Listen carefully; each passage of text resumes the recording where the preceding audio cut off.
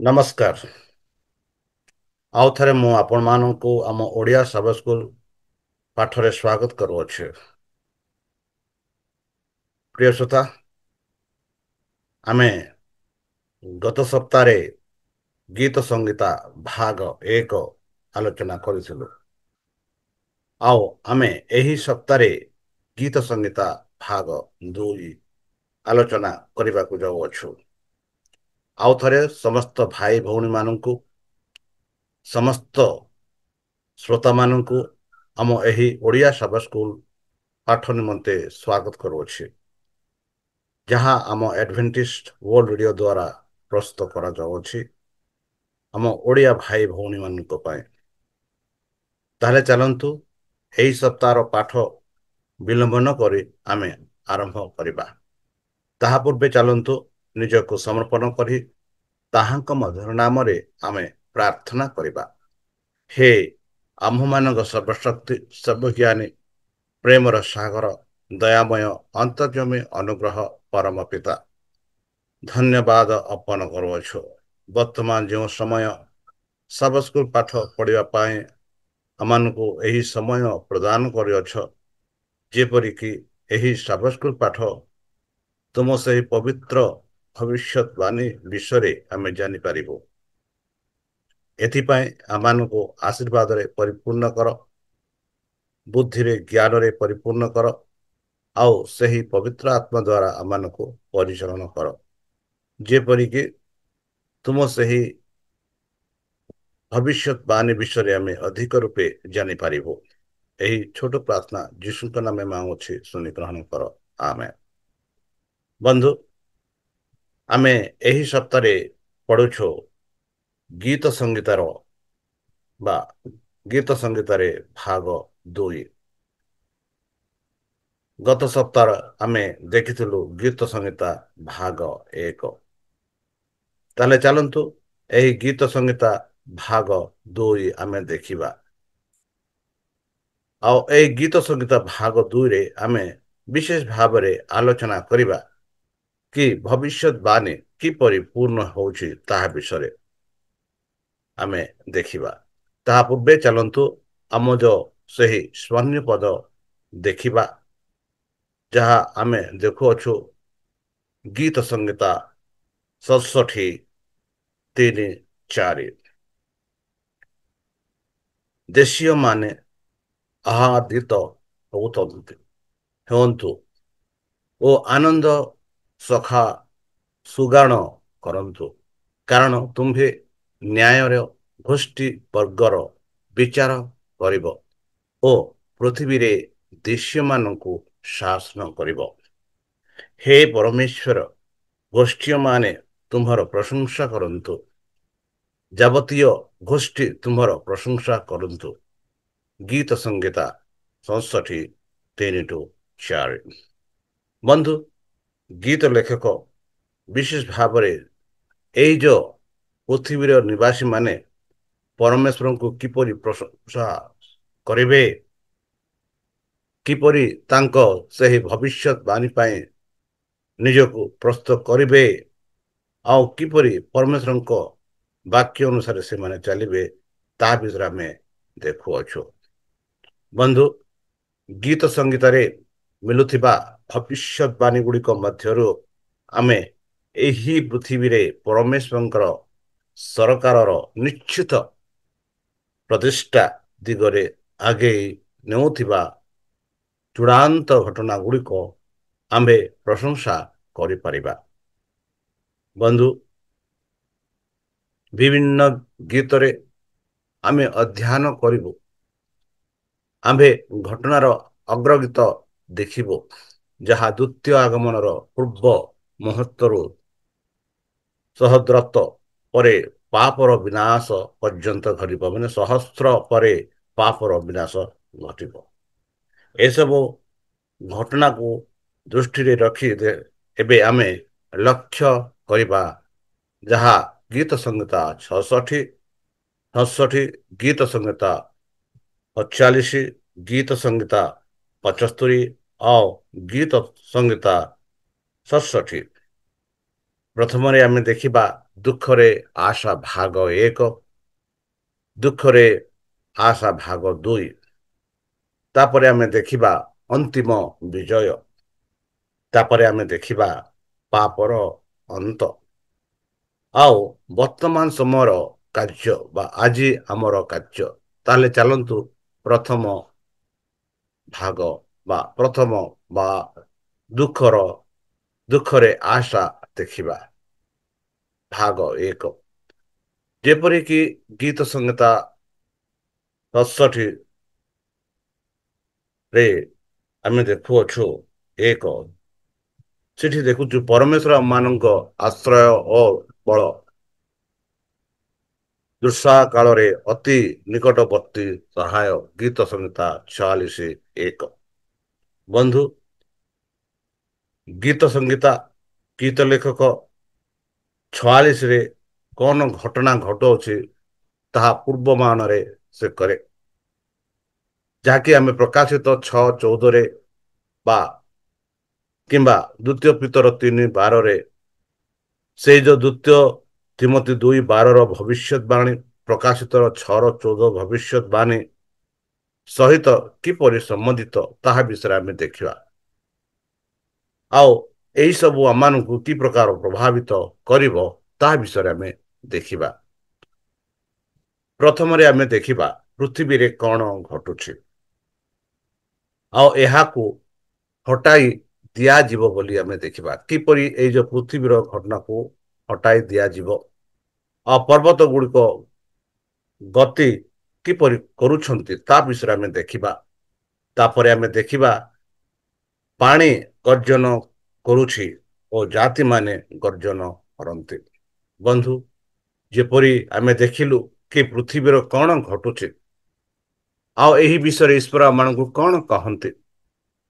ସେ କହନ୍ତି କି ସେ ଆମମାନଙ୍କୁ ସୁରକ୍ଷାରେ ରଖିବେ ଆଉ ଶକ୍ତି ପ୍ରଦାନ କରିବେ। ଆଉ ଯେବେ ପର୍ବତ ଗୁଡ଼ିକ ଗତି କରୁଥିବ ସେତେବେଳେ ସେ ଆମକୁ କଷ୍ଟରେ ସାହାଯ୍ୟ କରିବେ ଏବଂ ସେ ଆମମାନଙ୍କୁ ଆନନ୍ଦରେ ଭରାଇ ଦେବେ। ଯେବେ ପୃଥିବୀକୁ ତଳି ହୁଏ ସେତେବେଳେ ଈଶ୍ୱର ମାନଙ୍କ ସହିତ ସାହାଯ୍ୟ କରିବେ ଆଉ ସେ ଆମର ଆଶ୍ରୟସ୍ଥଳୀ ହେବେ ବୋଲି ଆମେ ଦେଖୁଅଛୁ। ଆଉ ସେ ଯୁଦ୍ଧର ଅନ୍ତ କରିବେ। ବନ୍ଧୁ, ବର୍ତ୍ତମାନ ଯେଉଁ ସମୟରେ ଆମେ ବାସ କରୁଅଛୁ, ଯେଉଁ ଯୁଦ୍ଧ ଆମେ ଆମ ନିଜ ଆଖିରେ ଦେଖୁଅଛୁ, ଯେପରିକି କେତେ ଦିନ ପୂର୍ବେ ଭାରତ ଆଉ ପାକିସ୍ତାନ ମଧ୍ୟରେ କିଛି ଯୁଦ୍ଧ ହୋଇଥିଲା ଆଉ ସେ ଯୁଦ୍ଧରେ ସମସ୍ତ ଭାରତୀୟ ଲୋକ ଏକ ଭୟଭୀତ ହୋଇଥିଲେ। ସେ ଜାତିମାନଙ୍କ ମଧ୍ୟରେ ଉଚ୍ଚ କୋଠରୀରେ ଏବଂ ଉଚ୍ଚ ପଦସ୍ଥ ଅଟନ୍ତି କିଏ? ଈଶ୍ୱର। ଆଉ ସେତେବେଳେ ଆମମାନେ କଣ କରିବାକୁ ପଡ଼ିବ? ପରମେଶ୍ୱର କହନ୍ତି କି ତୁମେମାନେ ଭୟ କର ନାହିଁ, କାହିଁକି? ପରମେଶ୍ୱର ଆମମାନଙ୍କୁ ସୁରକ୍ଷା କରନ୍ତି। ଆଉ ସେ ମଧ୍ୟ କହନ୍ତି କି ମୁଁ ତୁମମାନଙ୍କୁ ସାହାଯ୍ୟ କରିବି। ଆଉ ପରମେଶ୍ୱରଙ୍କ କାର୍ଯ୍ୟ ଆମେ ସେହି ଯୋଉ କାର୍ଯ୍ୟ ଆମେ ଦେଖିବାକୁ ପଡ଼ିବ।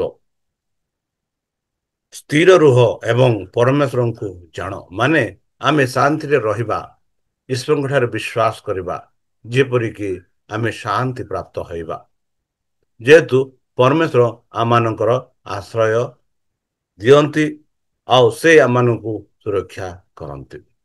ତାହେଲେ ଚାଲନ୍ତୁ ଆମେ ଦେଖିବା ଦୁଃଖରେ ଆଶା ଭାଗ 2। ଯେପରିକି ଗୀତ ସଂହିତା 46:6 ଆମେ ଦେଖୁଅଛୁ, ଗୋଷ୍ଠୀ ସବୁ ଗର୍ଜନ କଲେ, ରାଜ୍ୟ ସବୁ ବିଚଳିତ ହେଲେ, ସେ ଆପଣା ରବ ଉଚ୍ଚାରଣ କଲେ, ପୃଥିବୀ ତରଳି ଗଲା। ବନ୍ଧୁ, ଯେପରିକି 6 ପଦରେ, କେବଳ ଏଇ ଯୋଉ 6 ପଦରେ ଆମେ ଦେଖୁଅଛୁ ଗୀତ ସଂହିତା 46ରେ ଏହା ଏକ ଜନାଶୁନା ଦୁନିଆର ଅନ୍ତ କେମିତି ହେବ ସେହି ବିଷୟରେ ସେ ବର୍ଣ୍ଣନା କରନ୍ତି। ବନ୍ଧୁ, ସେମାନେ ହଲ ଗୋଲ କରୁଛନ୍ତି ଯାହା ଆମେ ଦେଖିଲୁ ଆମ ଯୋଉ ସୈନ୍ୟ ଆମ ଯୋଉ ପଦରେ ଚାଲୁଥିବା ପ୍ରାକୃତିକ ଏବଂ ରାଜନୈତିକ ବିଧି କାରଣରୁ ସରକାର ମାନେ ଏକ ସାଧାରଣ ସଂସ୍ଥ ଯାହାକି ବିଷ୍ଟର ଛବି ଅଧୀନରେ ଏକଜୁଟ ହୋଇ ନିରାଶ ସମାଧାନ ଖୋଜିବେ ବୋଲି ଆମେ ଦେଖୁଅଛୁ। ଏହା ପରମେଶ୍ୱରଙ୍କ ଲୋକମାନଙ୍କୁ ନମ ନକାରାତ୍ମକ ଭାବରେ ପ୍ରଭାବିତ କରିବ ଯେଉଁମାନେ ଏହି ରୋଗରେ କାରଣ ଭା କାରଣ ଭାବରେ ନିର୍ଯାତିତ ହେବ ବୋଲି ଆମେ ଦେଖୁଅଛୁ। ବନ୍ଧୁ ରାଜ୍ୟ ପରି ରାଜ୍ୟ ପତନ ହେବ। ଆମେ ଦେଖୁଛୁ ପ୍ରକାଶିତ 17:16 ସେଠି ପ୍ରକାଶିତ ଜହନ ଏହିପରି ଲେଖନ୍ତି କି ଶେଷ ମହାମାରୀ ଶେଷ ଗୁଡ଼ିକୁ ଧ୍ୱଂସ କରିବ ବା ଦେଶ ଗୁଡ଼ିକ ଧ୍ୱଂସ କରିବ ଏବଂ ହୋଲ ହୋଲାଇ ଦେବ ଯେଉଁମାନେ ପରସ୍ପର ବିରୁଦ୍ଧରେ ପରିଣିତ ହେବ ବୋଲି ପ୍ରକାଶିତ 17:16 ଆମେ ପାଉଅଛୁ। ଆଉ ସେତେବେଳେ ପରମେଶ୍ୱରଙ୍କ ସ୍ୱର ଉଚ୍ଚରେ ଉଠିବ ଯାହା ଆମେ ପ୍ରଥମ ତେସଲୋନିକ 4:16 ଆମେ ଦେଖୁଛୁ କି ଯୀଶୁ ଚିତ୍କାର କରି ଆସିବେ। ଏମିତି ଚିତ୍କାର କରି ଆସିବେ କି ଯେତେ ଲୋକ ମୃତ୍ୟୁବରଣ କରିଛନ୍ତି, ଯେତେ ଲୋକ ଯୀଶୁଙ୍କ ଠାରେ ବିଶ୍ୱାସ କରିଛନ୍ତି, ଯେତେ ଲୋକ ଯୀଶୁଙ୍କ ନାମରେ ନିଜ ଜୀବନକୁ ଉତ୍ସର୍ଗ କରିଛନ୍ତି, ସେମାନେ ପୁନର୍ବାର ଉଠିବେ ଏବଂ ତାପରେ ପରମେଶ୍ୱର ଦୁଷ୍ଟତା ସହିତ ଜାତିର ଇତିହାସ ଶେଷ କରିବ ବୋଲି ଆମେ ଦେଖୁଅଛୁ। ମାନେ ଯେଉଁ ବର୍ତ୍ତମାନ ଦୁନିଆ ରହିଛି ସେହି ଦୁନିଆକୁ ପରମେଶ୍ୱର ନଷ୍ଟ କରିବେ ବୋଲି ଆମେ ଦେଖୁଅଛୁ। ଶେଷରେ ଆମେ ଦେଖିବା ବନ୍ଧୁ କି ପୃଥିବୀ ତରଳି ଯାଇଛି। ଏହିପରି ଜେରେମିୟ 4:23-24 ଆମେ ଦେଖୁଛୁ କିପରି ଜେରେମିୟ ପ୍ରକାଶ କରନ୍ତି କି ତାଙ୍କ ଅନୁସାରେ ଏହି ପୃଥିବୀ ତରଳି ଯିବ। ମାନେ ଯେବେ ଯୀଶୁ ଖ୍ରୀଷ୍ଟ ଆସିବ ସେତେବେଳେ ଏହି ପୃଥିବୀ ଥିବନି ଯେଉଁ ପୃଥିବୀରେ ବର୍ତ୍ତମାନ ଆମେ ବାସ କରୁଅଛୁ। ସବୁ ତଳିଯିବ, ସବୁ ନଷ୍ଟ ହେଇଯିବ। ଆଉ ସେତେବେଳେ ଯୀଶୁ ଖ୍ରୀଷ୍ଟ ଆସିବେ। କାହିଁକି ଆସିବେ? ଯେଉଁମାନେ ତାଙ୍କଠାରେ ବିଶ୍ୱାସ କରୁଛନ୍ତି, ଯେଉଁମାନେ ତାହାଙ୍କ ନାମରେ ମରଣ ହୋଇଅଛନ୍ତି, ସେମାନଙ୍କୁ ପୁନର୍ବାର ଉଠାଇବେ। ଆଉ ଯେଉଁ ଲୋକ ଜୀବିତ ରହନ୍ତି ସେମାନଙ୍କୁ ମଧ୍ୟ ସେ ପୁନରୁଦ୍ଧିତ ଲୋକମାନେ ଆଉ ଯେଉଁମାନେ ବଞ୍ଚିତ ବା ଜୀବିତ ଅଛନ୍ତି ଉଭୟେ ସେମାନେ ସ୍ୱର୍ଗରାଜକୁ ଯିବେ। ବନ୍ଧୁ ସେତେବେଳେ ଆମେ ଦେଖୁଛୁ କି ଅନ୍ତିମ ବିଜୟ। ଆଉ ବର୍ତ୍ତମାନ ଯାହା ଆମେ ଦେଖିଲୁ, ବର୍ତ୍ତମାନ ସମୟରେ ଯାହା ଆମେ ଦେଖୁଅଛୁ କି ଆମେ ସମସ୍ତେ ଶାନ୍ତିରେ ନାହିଁ, ଯେହେତୁ ସାରା ପୃଥିବୀରେ ଏମିତି ଚାଲିଛି। ହୋଇପାରେ ବର୍ତ୍ତମାନ ଯାହା ଆମେ ଇସ୍ରାଏଲ, ଗାଜା ଆଉ ଇରାନ ଆଉ ଅନ୍ୟ ପ୍ରଦେଶରେ ଯୁଦ୍ଧ ଆଜି ପର୍ଯ୍ୟନ୍ତ ଚାଲିଅଛି। ଆଉ ଯେପରି ମୁଁ କହିଲି କି ଏହା ପୂର୍ବେ ଭାରତ ଆଉ ପାକିସ୍ତାନରେ ମଧ୍ୟ ଯୁଦ୍ଧ ହୋଇଥିଲା। ଏମିତି ଦେଶର କୋଣେ କୋଣେ ଯୁଦ୍ଧଟା ହଉଅଛି।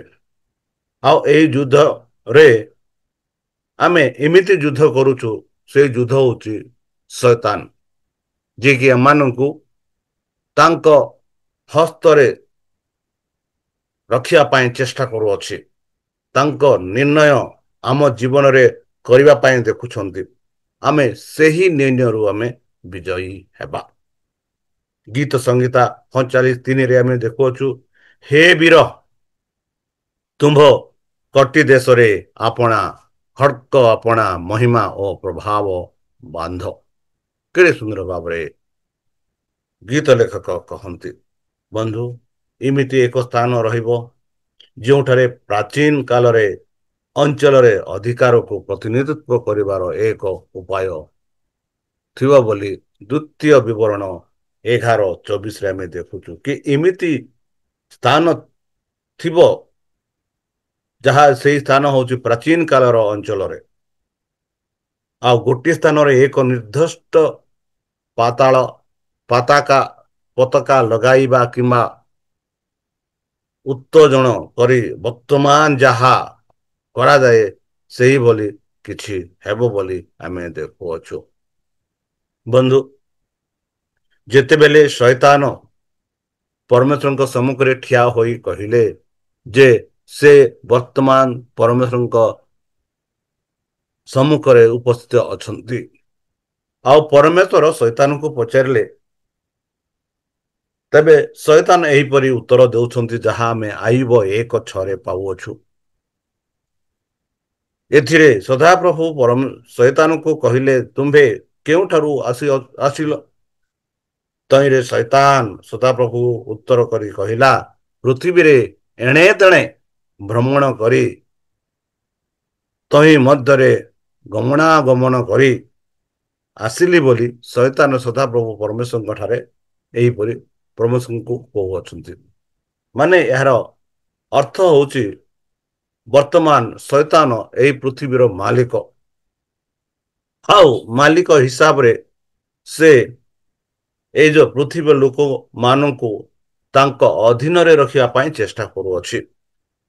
ଆଉ ଯେଉଁମାନେ ତାଙ୍କର ଅଧୀନରେ ନାହାନ୍ତି, ଯେଉଁମାନେ ପ୍ରଭୁଙ୍କ ବାକ୍ୟ ଅନୁସାରେ ଚାଲନ୍ତି, ଯେଉଁମାନେ ପ୍ରଭୁଙ୍କର ଭବିଷ୍ୟତବାଣୀ ବିଷୟରେ ଚାଲି ମନେ ରଖି ଚାଲନ୍ତି, ସେମାନଙ୍କୁ ସେ ତାଡ଼ନା ଦେବା ପାଇଁ ତାଡ଼ନା ଦେଇ ବା ଶକ୍ତି ଦ୍ୱାରା ବା ନୈତିକ ଦ୍ୱାରା ବା ରାଜନୈତିକ ଦ୍ୱାରା ନିଜ ହସ୍ତରେ ନିଜ କାର୍ଯ୍ୟରେ ବା ନିଜେ ମାଲିକ ଭାବରେ ନିଜକୁ ଦେଖାଉଛି, ଆଉ ଯେପରି ଆମେ ତାଙ୍କ ଅଧୀନରେ ରହିବା ସେଥିପାଇଁ ସେ ଶକ୍ତି ବ୍ୟବହାର କରୁଅଛି। ବନ୍ଧୁ, ଏମିତି ଦିନ ଆସିବ ଯେତେବେଳେ ସେ ହଟପଟ କରିବା ସମ୍ପତ୍ତି ବା ଯେତେ ହଡପ କରିଥିବା ସମ୍ପତ୍ତି ଏହାର ପ୍ରକୃତ ମାଲିକକୁ ଫେରାଇ ଦିଆଯିବ। ଆଉ ଏ ସେ ପ୍ରକୃତ ମାଲିକ ହଉଛନ୍ତି ସେହି ପରମେଶ୍ୱର। କିନ୍ତୁ ଏହା ଦ୍ୱିତୀୟ ଆଗମନରେ ହେବ ନାହିଁ, ଯେତେବେଳେ ଯୀଶୁ ତାଙ୍କ ପାଦରେ ପୃଥିବୀକୁ ସ୍ପର୍ଶ କରିବେ ନାହିଁ, ବରଂ ଆମେ ତାଙ୍କ ନିକଟକୁ ବଢିବୁ ବୋଲି ପ୍ରକାଶ ପ୍ରଥମ ତେସଲୋନିକୀୟ 4:16-17 ଆମେ ଦେଖୁଅଛୁ। ମାନେ ଏହାର ଅର୍ଥ ହଉଛି ବନ୍ଧୁ, ଯେବେ ଯୀଶୁ ପ୍ରଭୁ ଆସିବେ, ଯୀଶୁ ପ୍ରଭୁ ଏହି ପୃଥିବୀକୁ ସେ ସ୍ପର୍ଶ କରିବେ ନାହିଁ, ସେଇ ମେଘମାଳରେ ସେ ରହିବେ। ଆଉ ଯେପରି ଏହା ପୂର୍ବେ ମୁଁ କହିଲି କି ଯେତେ ଲୋକ ପରମେଶ୍ୱରଙ୍କୁ ବିଶ୍ୱାସ କରନ୍ତି ଆଉ ତାଙ୍କ ନାମରେ ମରଣ ହୋଇଛନ୍ତି ସେମାନେ ପୁନରୁତ୍ଥିତ ହେବେ, ଆଉ ଯେତେ ଲୋକ ବଞ୍ଚିଛନ୍ତି ସେମାନେ ପ୍ରଭୁଙ୍କ ସହ ଆଉ ମୃତ୍ୟୁ ପୁନରୁତ୍ଥିତ ଲୋକ ଉଭୟ ଦଳ ମିଶି ପ୍ରଭୁଙ୍କୁ ସେଇ ମେଘରଥରେ ଭେଟିବେ, ଆଉ ସେମାନେ ସ୍ୱର୍ଗରାଜ ଯିବେ। ଆଉ ସେତେବେଳେ ଏହି ପୃଥିବୀ ବିନଷ୍ଟ ହେବନି, ବରଂ ଶୈତାନ ସେତେବେଳେ ଏମିତି ହେବ କି ସେତେବେଳେ ଏହି ପୃଥିବୀ ଏକବାର ଯାହା ଆମେ କହୁଛୁ ଏକୁଟିଆ ଆଇସୋଲେସନ, ସେତେବେଳେ ଶୈତାନ ଏକୁଟିଆ ଥିବ, କାହାକୁ ସେ ପରୀକ୍ଷା କରିବ, ସେତେବେଳେ ଆଉ କିଏ ଥିବେ ନାହିଁ। ଆଉ ଯେବେ ଆମେ ପୃଥିବୀରୁ ସ୍ୱର୍ଗ ରାଜ୍ୟକୁ ଯିବା ଆଉ ସେଠି ସହସ୍ର ବର୍ଷ ରହିବା, ଆଉ ଯେତେବେଳେ ଯୀଶୁ ତାଙ୍କ ପାଦରେ ମାଟିକୁ ସ୍ପର୍ଶ କରିବେ, ନୂତନ ଜେରୁସାଲେମ ଆସିବ, ଆଉ ସେ ନୂତନ ଜେରୁସାଲେମରେ ହିଁ ଏହି ପୃଥିବୀ ଏଇ ନୂତନ ଜେରୁସାଲେମ ଏହି ପୃଥିବୀରେ ହିଁ ରହିବ। ଆଉ ତାଙ୍କ ଶତ୍ରୁମାନେ ଯେପରି ସେଇ ନୂତନ ଜେରୁସାଲେମକୁ ଆକ୍ରମଣ କରିବା ପାଇଁ ଚେଷ୍ଟା କରିବେ, ଆଉ ସେତେବେଳେ ସ୍ୱର୍ଗରୁ ଅଗ୍ନି ଆସି ସେମାନଙ୍କୁ ଧ୍ୱଂସ କରିବ, ଆଉ ସେମାନେ ମରିଯିବେ, ଆଉ କେବେ ହେଲେ ସେମାନେ ରହିବେନି, ଆଉ ଆମେ ସମସ୍ତେ ଏଇ ଯେ ନୂତନ ପୃଥିବୀରେ ଆମେ ବାସ କରିବା। ଏହିପରି ଜିଖିରିୟ 14:4-5 ପ୍ରକାଶିତ 20:7-9 ଆମେ ଦେଖୁଅଛୁ। ତେବେ କଣ ହେବ? ସେତେବେଳେ ପାପ ଆଉ ନଥିବ, ପାପ ସବୁ ଅନ୍ତ ହୋଇଯିବ, ଶେଷ ହୋଇଯିବ ବୋଲି ଏବେ ଗୀତ ଲେଖକ ଲେଖୁଛନ୍ତି। ଗୀତ ସଂହିତା 78:8 ସେ କହନ୍ତି, ଯେହେତୁ ସଦାପ୍ରଭୁଙ୍କ ହାତରେ ଏକ ପାନ ପାତ୍ର ଅଛି ଓ ଦ୍ରାକ୍ଷାରସ ହେଣ ବାହାରୁ ଅଛି, ତାହା ମିଶ୍ରିତ ଦ୍ରବ୍ୟରେ ପୂର୍ଣ୍ଣ ଓ ସେହି ତହିଁରୁ ଢାଲି ଦିଅନ୍ତି, ନିଶ୍ଚୟ ପୃଥିବୀର ଦୁଷ୍ଟ ଲୋକ ସମସ୍ତେ ତହିଁର ଖାଦ ନିଗାଡ଼ି ପାଇବେ। ଏହିପରି ଗୀତ ଲେଖକ କହନ୍ତି। ବନ୍ଧୁ, ଯେପରି ଆମେ ଗୀତ ସଂହିତା 38:8 ଦେଖିଲୁ, ଦ୍ୱିତୀୟ ଦୂତଙ୍କ ବାର୍ତ୍ତା ସହିତ ବହୁତ ସମାନ ଲାଗୁଛି, ଯେଉଁଠାରେ ଦୁଷ୍ଟମାନେ ପରମେଶ୍ୱରଙ୍କ କ୍ରୋଧର କୋପରୁ ପିଇବା ଉଚିତ ବୋଲି, ଯାହା ଆମେ ପ୍ରକାଶିତ 14:9-10 ଆଉ ଗୀତ ସଂହିତା 38:8 ଆମେ ପଢିଲୁ। ବନ୍ଧୁ, ଏହା କେବେ ହେବ? ତାହେଲେ ଚୂଡ଼ାନ୍ତ ନ୍ୟାୟ ପରେ ଯେତେବେଳେ ଅଗ୍ନି ହଦ୍ରରେ ସମସ୍ତ ଦୁଷ୍ଟମାନେ ଧ୍ୱଂସ ହୋଇଯିବେ, ଯାହା ଦ୍ୱିତୀୟ ମୃତ୍ୟୁ ଅଟେ। ମାନେ ପ୍ରଥମ ମୃତ୍ୟୁ ଯେଉଁମାନେ, ମୁଁ କହିସାରିଲି, ସେ ପ୍ରଥମ ମୃତ୍ୟୁରେ ଯେଉଁମାନେ ଯୀଶୁଙ୍କୁ ବିଶ୍ୱାସ କରୁଥିଲେ ସେମାନେ ଉଠିବେ, ଆଉ ସେଇ ସମୟରେ ଏମାନେ ବି ଉଠିବେ, ମାତ୍ର ସେମାନେ ଆଉ ଥରେ ମରଣ ହେବେ। ମାତ୍ର ଦ୍ୱିତୀୟ ମୃତ୍ୟୁ ହଉଛି ସମସ୍ତେ ଉଠିବେ, ଯେତେ ପାପୀ ଲୋକ ଥିବେ ସମସ୍ତେ ଉଠିବେ, ଆଉ ପରମେଶ୍ୱର ସେମାନଙ୍କୁ, ଯାହା ମୁଁ କହିଲି, ଅଗ୍ନିରୁ ସେମାନଙ୍କୁ ଅଗ୍ନି ହ୍ରଦରେ ସମସ୍ତ ଦୁଷ୍ଟମାନେ ଧ୍ୱଂସ ହୋଇଯିବେ। ମାନେ ପରମେଶ୍ୱର ସେଇ ଯୋଉ ଅଗ୍ନି ଦ୍ୱାରା ସେମାନଙ୍କୁ ବିନଷ୍ଟ କରିବେ। ତାହା ହଉଛି ଦ୍ୱିତୀୟ ମୃତ୍ୟୁ, ଆଉ ତାପରେ ପୁନରୁତ୍ଥାନ ଆଉ ନାହିଁ। ବନ୍ଧୁ, ଯେପରିକି ଗୀତ ସଂହିତା 75:4-5 ଯଦି ଦେଖିବା, ଏଠି ଜାତିର ଭାଗ୍ୟ ନିର୍ଦ୍ଧାରଣ କରୁଥିବା ଗୁରୁତ୍ୱପୂର୍ଣ୍ଣ ବିଷୟରେ କହୁଛି। ନିଜର କ୍ଷମତା ବଜାୟ ରଖିବା ଓ ବଢାଇବାକୁ ଚାହୁଁଥିବା ନେତା ଗର୍ଭ ଏବଂ ବ୍ୟକ୍ତିମାନଙ୍କର ଗର୍ଭ, ଯାହା ସେମାନେ ଈଶ୍ୱରଙ୍କୁ ଜିଦରେ ପ୍ରତ୍ୟାଖ୍ୟାନ କରିବାକୁ ଏବଂ ନିଜକୁ ଉତ୍ସାହିତ କରିବାକୁ ପ୍ରେରିତ କରେ। ବନ୍ଧୁ, ସେମାନଙ୍କ ସବୁଠାରୁ ଘୃଣା ପାପ, ଯାହାକୁ ସେମାନେ ଗର୍ଭର ସହ ଘୋଷଣା କରନ୍ତି କି ସେମାନେ ନମ୍ର ହୁଅନ୍ତି ନାହିଁ। ସେମାନଙ୍କ ପାପ ଯାହା ସେମାନେ କରିଛନ୍ତି, ସେମାନେ ଗର୍ଭରେ କହିବେ, ହଁ ମୁଁ କରିଛି। ମାନେ ଅନୁତାପ ସେମାନଙ୍କ ମନରେ ଥିବ ନାହିଁ। ସେମାନେ କେବେ ହେଲେ ନିଜ ପାପକୁ ସ୍ୱୀକାର କରିବେ ନାହିଁ। ଆଉ ସେତେବେଳେ ପରମେଶ୍ୱର ସେମାନଙ୍କ ବିଚାର କରି ସେମାନଙ୍କୁ ଅନନ୍ତ ମୃତ୍ୟୁରେ ବା ଶେଷ ମୃତ୍ୟୁର ଦାୟୀ ସେମାନଙ୍କୁ କରାଇବେ।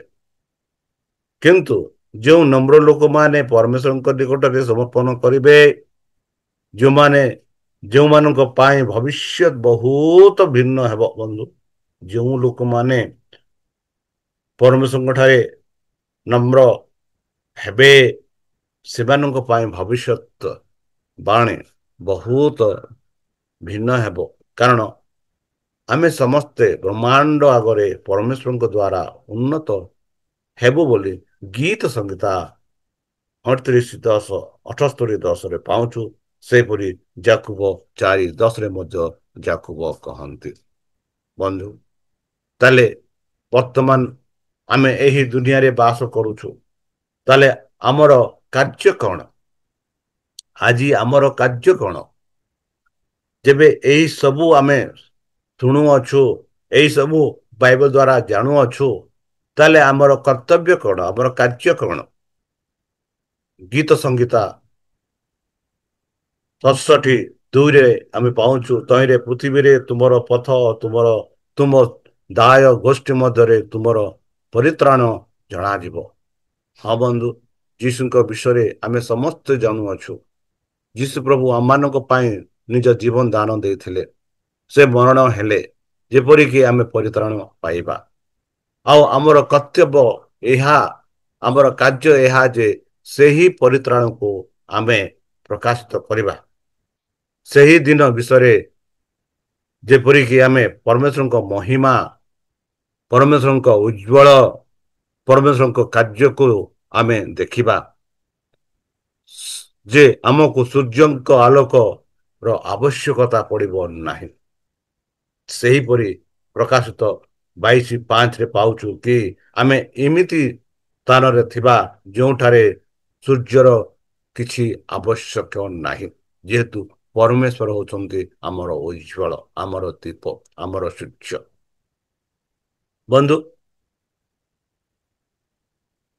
ଗୀତ ସଂହିତା 67:1 ସେହି ମୁହୂର୍ତ୍ତକୁ ଆକଳନ କରି ଈଶ୍ୱରଙ୍କୁ ଅନୁରୋଧ କରୁଥିବା ପରି ମନେ ହୁଏ।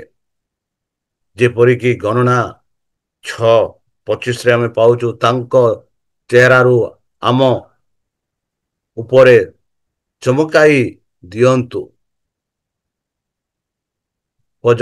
ଯାଜକଙ୍କ ଆଶୀର୍ବାଦରେ ମଧ୍ୟ ଏହି ଧାରଣା ରହିଛି।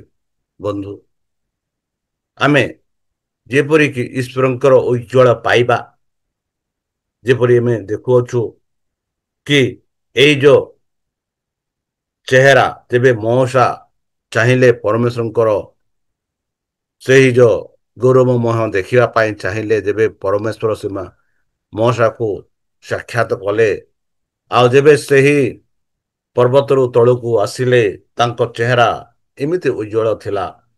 ଆଉ ଆମେ ସେହିପରି ଉଜ୍ଜ୍ୱଳିତ ହେଇପାରିବା। ଆଉ ସେ ଉଜ୍ଜ୍ୱଳ ହେଇପାରିବା କେମିତି?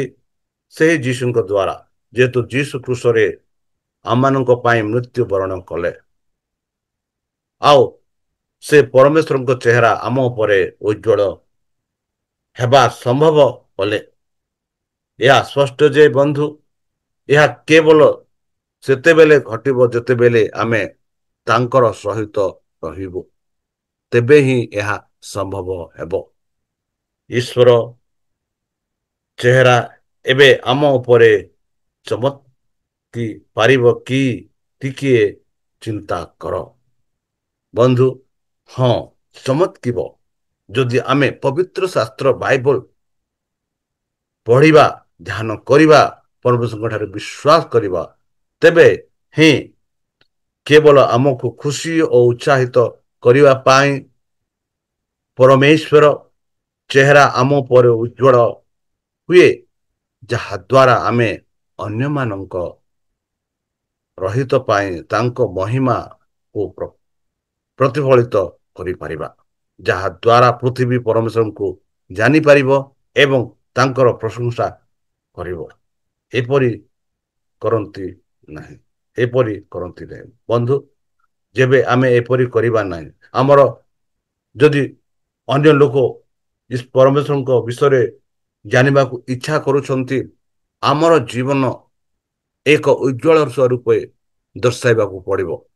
ଆମ ଚାଲିଚଳନ, ଆମ କଥାବାର୍ତ୍ତା, ଆମ ବ୍ୟବହାର ପରମେଶ୍ୱରଙ୍କ ସଦୃଶ୍ୟ ଯଦି ଥିବ, ତେବେ ବିଜାତି ଲୋକମାନେ ପରମେଶ୍ୱରଙ୍କୁ ଆମଠାରେ ସେମାନେ ଦେଖିପାରିବ। ଏହା ହେଉଛି ଆଜିର କାର୍ଯ୍ୟ, ଆମର ବର୍ତ୍ତମାନର କାର୍ଯ୍ୟ କି ସେହି ପରମେଶ୍ୱର ଯିଏକି ଆମମାନଙ୍କ ପାଇଁ ପରିତ୍ରାଣର ଏକ ପଥ ଦେଖାଇଲେ, ନିଜକୁ ମୃତ୍ୟୁ ହେଲେ, ଆଉ ସେଇ ପରିତ୍ରାଣର ଯୋଜନା ସେ ଖୋଲିଲେ, ଯେପରି ତାଙ୍କୁ ବିଶ୍ୱାସ କରି ଆମେ ସ୍ୱର୍ଗରାଜ ଯାଇପାରିବା। ବନ୍ଧୁ, ସାଥୀ ତୀର୍ଥଯାତ୍ରୀ ମାନେ ଆମେ ଏବେ କି ପୃଥିବୀର କାର୍ଯ୍ୟକଳାପର ଛାୟା ଏବଂ ଅସ୍ଥିରତା ମଧ୍ୟରେ ଅଛୁ, କିନ୍ତୁ ଖୁବ୍ ଶୀଘ୍ର ଆମର ରକ୍ଷାକର୍ତ୍ତା ମୁକ୍ତି ଏବଂ ବିଶ୍ରାମ ଆଣିବାକୁ ଆସିବ। ସେହି ଯୀଶୁଖ୍ରୀଷ୍ଟ ଶୀଘ୍ର ଆସିବେ। ଆଉ ଯେବେ ସେ ଆସିବେ, ଏଇ ଯୋଉ ଯାହା ସମସ୍ୟା ଗୁଡ଼ାକ ଆମେ ଦେଖୁଅଛୁ, ସେହି ସମସ୍ୟା ସବୁ ଦୂର ହୋଇଯିବ। ବନ୍ଧୁ, ତାହେଲେ ଚାଲନ୍ତୁ ସେହି ସମସ୍ୟାକୁ ଦୂର କରିବା ନିମନ୍ତେ ସେହି ପରମେଶ୍ୱରଙ୍କ ଠାରେ ଆମେ ନିଜକୁ ସମର୍ପଣ କରିବା। ଯେପରି ଆମେ ଏହି ସାବାସ୍କୁ ପାଠ ଦ୍ୱାରା ଆମେ ଜାଣୁଅଛୁ, ପରମେଶ୍ୱର ଆମମାନଙ୍କୁ ଆଶୀର୍ବାଦ କରିବେ। ଆମମାନଙ୍କ ପାଇଁ ସେ ଏହି ପୃଥିବୀକୁ ଆସିଲେ। ଆଉ ଏହା ଗୀତ ଲେଖକ ସ୍ପଷ୍ଟ ରୂପେ କହନ୍ତି କି ପରମେଶ୍ୱର ଆମମାନଙ୍କୁ ପରିତ୍ରାଣ ଦେବା ପାଇଁ ଆସିଲେ। ଆମମାନଙ୍କ ପାଇଁ ଯେପରି ଆମେ ଜୀବନ ପ୍ରାପ୍ତ ହୋଇପାରିବା ସେଥି ନିମନ୍ତେ ସେ ଆପଣା ଜୀବନ ଦାନ ଦେଲେ। ତାହେଲେ ଚାଲନ୍ତୁ ନିଜକୁ ସମର୍ପଣ କରି ତାହାଙ୍କ ମଧ୍ୟର ନାମରେ ଆମେ ପ୍ରାର୍ଥନା କରିବା। ହେ ଆମ୍ଭମାନଙ୍କ ସର୍ବଶକ୍ତି ସର୍ବଜ୍ଞାନୀ ପ୍ରେମର ସାଗର ଦୟାମୟ ଅନ୍ତର୍ଜମୀ ଅନୁଗ୍ରହ ପରମ ପିତା, ଧନ୍ୟବାଦ ଅର୍ପଣ କରୁଅଛୁ। ବର୍ତ୍ତମାନ ଯେଉଁ ବାକ୍ୟ ତୁମ ଭକ୍ତ ତୁମ ସେହି ସବସ୍କୁ ମାଧ୍ୟମ ଦ୍ୱାରା ଶିକ୍ଷା ଦେଲେ, ସେହି ବାକ୍ୟ ସବୁ ମନରେ ରଖିବା ପାଇଁ ଯାହା ଭବିଷ୍ୟତବାଣୀ କରାଯାଇଅଛି, ସେହି ଭବିଷ୍ୟତବାଣୀରେ ଆମେ ଭରସା ରଖି ନିଜକୁ ପରିଚାଳନା କରିପାରିବୁ। ସେହିପରି ଆମମାନଙ୍କୁ ସାହାଯ୍ୟ କର। ଆମ ପାପ ସବୁ ତୁମ ସେହି ବହୁମୂଲ୍ୟ ରକ୍ତରେ ପରିଷ୍କାର ରୂପେ ଧୋଇ ଦିଅ। ଆଉ ପରିଶେଷରେ ଯେବେ ପରମେଶ୍ୱର ଆପଣା ସହସ୍ର ଦୂତଙ୍କ ସହ ଆପଣା ସାଧୁମାନଙ୍କୁ ସଂଗ୍ରହ କରିବା ନିମନ୍ତେ ଆସିବେ, ସେତେବେଳେ ଏମାନଙ୍କୁ ଏକ ବାସସ୍ଥାନ ଦିଅ ବୋଲି ତ୍ରାଣକର୍ତ୍ତା ପ୍ରଭୁ ଯୀଶୁଙ୍କ ମଧୁରମୟ ନାମରେ ଏହି ଛୋଟ ବିକ୍ଷମ ହେଉଛି ଶୁଣି ଗ୍ରହଣ କର। ଆମେନ୍। ନମସ୍କାର ବନ୍ଧୁ, ଧନ୍ୟବାଦ। ପ୍ରଭୁ ଆପଣମାନଙ୍କୁ ଆଶୀର୍ବାଦ କରନ୍ତୁ।